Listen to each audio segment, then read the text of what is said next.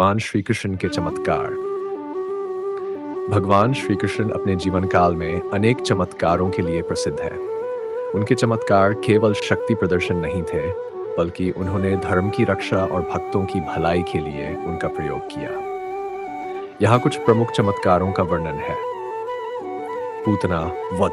बालकृष्ण के जन्म के बाद कंस ने उन्हें मारने के लिए राक्षसी पूतना को भेजा।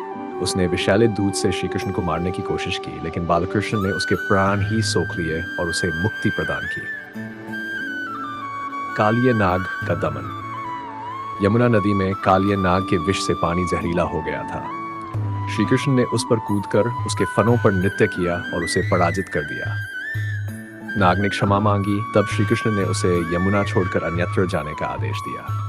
इससे गोवर्धन पर्वत उठाना। गोकुल में जब इंद्रदेव के प्रकोप से मूसलधार बारिश होने लगी, तब श्री कृष्ण ने अपनी उंगली पर गोवर्धन पर्वत उठाकर सभी ब्रजवासियों को शरण दी।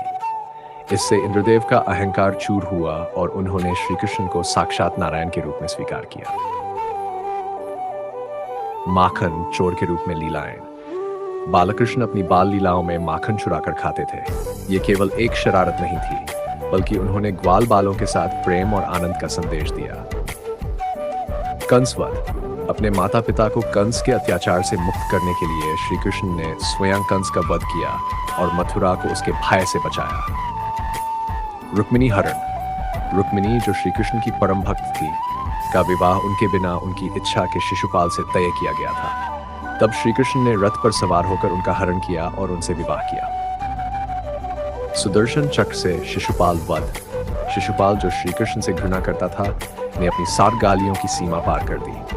तब श्री कृष्ण ने अपने सुदर्शन चक्र से उसका वध कर दिया और धर्म की रक्षा की। अर्थ।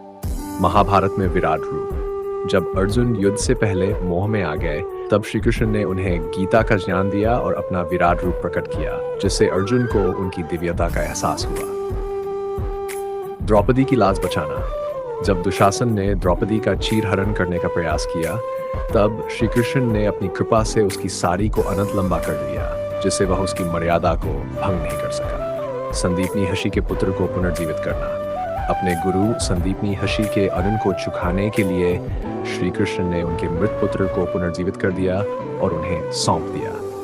श्री कृष्ण के ये चमत्कार हमें ये सिखाते हैं कि ईश्वर केवल शक्ति प्रतीक नहीं होते, बल्कि वे धर्म, भक्ति, करुणा और प्रेम के भी स्रोत हैं।